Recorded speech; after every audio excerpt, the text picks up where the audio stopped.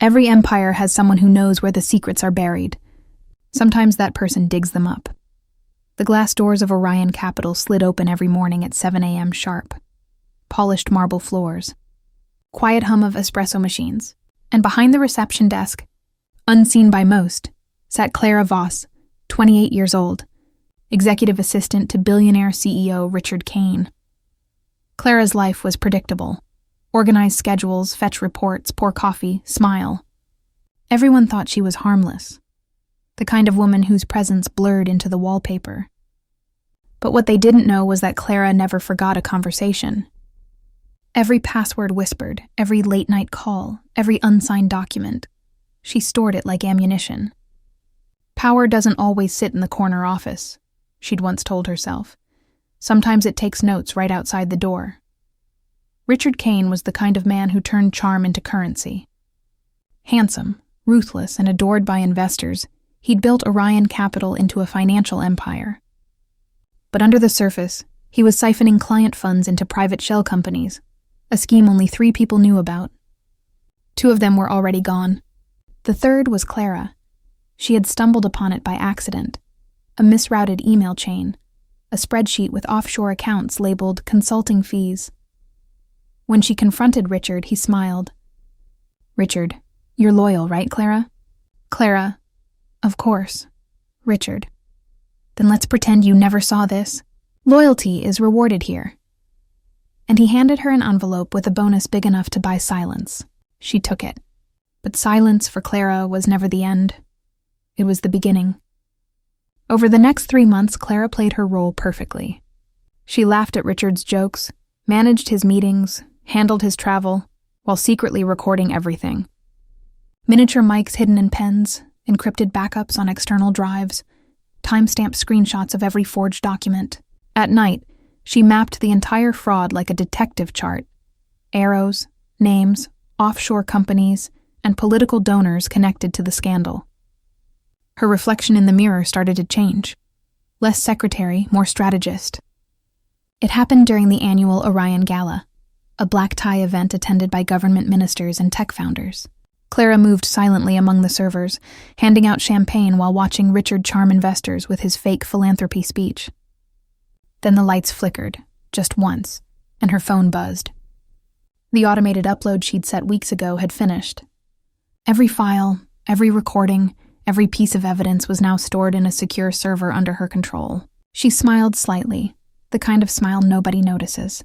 By the time Richard's glass clinked for a toast, the noose was already tightening. They called her just an assistant, but assistants see everything. They hold calendars, secrets, and the power to end careers. And Clara Voss had just decided that tomorrow, the CEO's empire would belong to her. Fade out to black. Low strings rise beneath the hum of city traffic. Power built on lies doesn't crumble from force. It collapses under truth. For 3 weeks after the gala, Clara Voss lived 2 lives. By day, she was the obedient assistant, answering calls, booking flights, smiling through meetings. By night, she became something else entirely, a ghost inside Orion Capital's servers. Her system logs showed that Richard Kane's hidden accounts linked to 7 shell corporations, 3 in the Cayman Islands, and 2 under false charity names. Each transaction carried signatures from board members, meaning either they were complicit or they were pawns. Clara started to test them one by one. A carefully worded email here, a small data leak there, each time someone panicked, confirming who had the most to hide. "Information is gravity," she whispered. "You don't push it, you let it pull people down." On Monday morning, Clara handed Richard his meeting schedule. He didn't notice the subtle change. The 10 a.m. slot wasn't just a routine board check-in. It was an emergency review she'd quietly arranged with the CFO and head of compliance. When the meeting began, Richard entered confident as ever. But halfway through, the CFO slid a document across the table. CFO.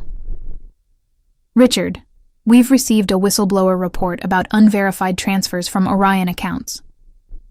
Richard, smiling. "That's absurd. Who would risk their career making claims like that?" CFO. "Someone with access to every file in your office." For the first time, Richard looked uncertain. His eyes flicked toward Clara, but she kept typing, face blank, as though none of it concerned her. Scene 3, the countermove. That evening, Richard called her into his office. The air was heavy, the door locked. Richard, did you talk to anyone? Clara, about what? Richard. Don't play games with me, Clara. You're smarter than that. Clara. Then trust that I know what's best for both of us. He studied her. I made you, he said finally. Don't forget that. She leaned closer, voice calm. Clara, you didn't make me. You mistook me for furniture. She left before he could answer. Richard, now paranoid, ordered the IT department to trace the leak. But Clara had already anticipated that. Her trail led straight to a fake profile. An AI-generated employee she'd created months earlier under the name E. Morgan. When the digital investigation landed on that phantom worker, Richard took the bait. He emailed the supposed traitor a threat.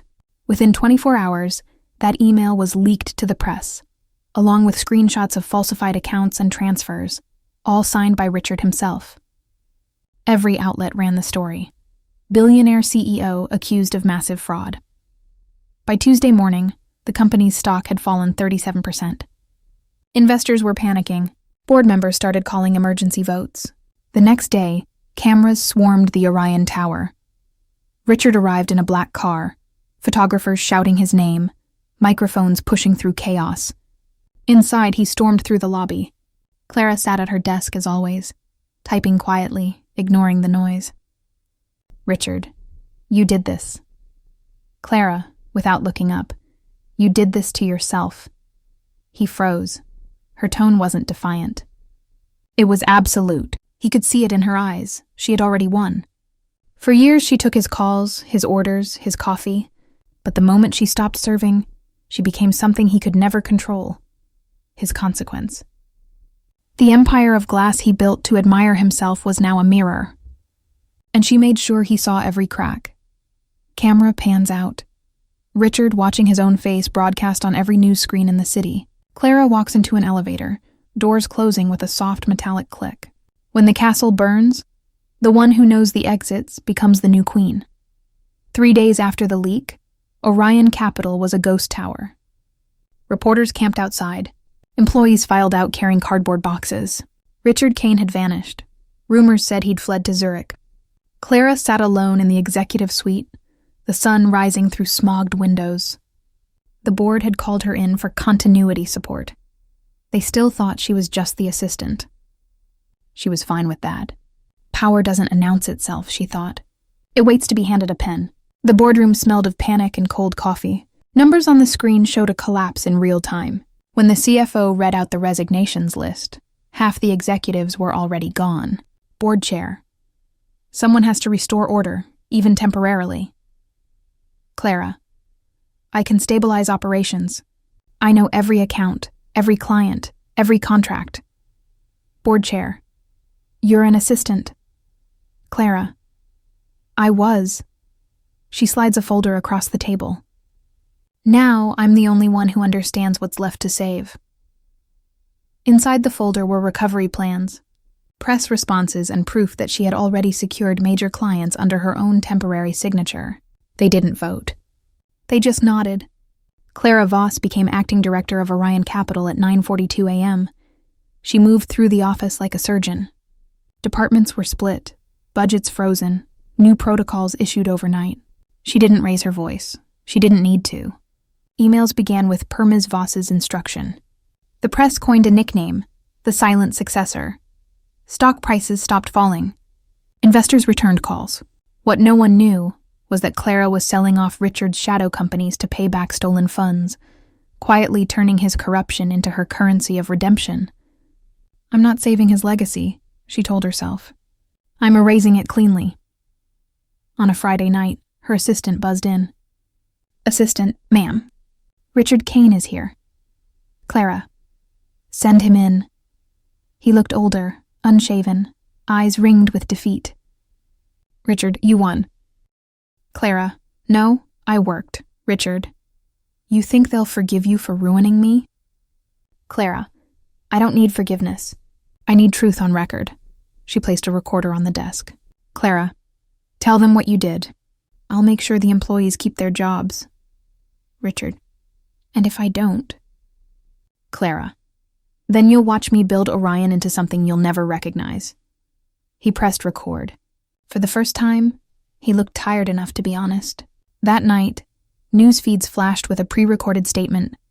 I, Richard Kane, accept responsibility for financial misconduct within Orion Capital. It played on every business channel like a funeral bell. Reporters hailed the company's courage under new leadership.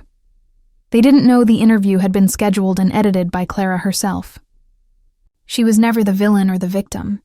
She was the archivist of truth, the one who turned obedience into a weapon. In a world built on titles, she proved the title assistant could rewrite a kingdom. Camera. Slow pan through empty boardroom, city lights glinting off glass tables. Cut to Clara closing her laptop, looking out at the skyline. Every victory costs something. The question is, did you buy freedom or just another cage? 2 months after Richard Kane's confession, Orion Capital was quiet again. No headlines, no sirens, just the hum of computers and the soft click of Clara Voss's heels on marble floors. She sat in the same corner office that had once been Richard's. The skyline looked identical, but everything beneath it had changed.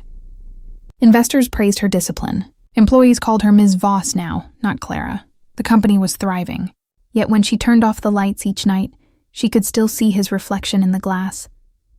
Not Richard's face, but the version of herself that had learned to lie, manipulate, and win. You wanted to clean the system, she told her reflection. But what if you became it? An invitation arrived embossed in gold. World Business Forum. Keynote speaker, Clara Voss.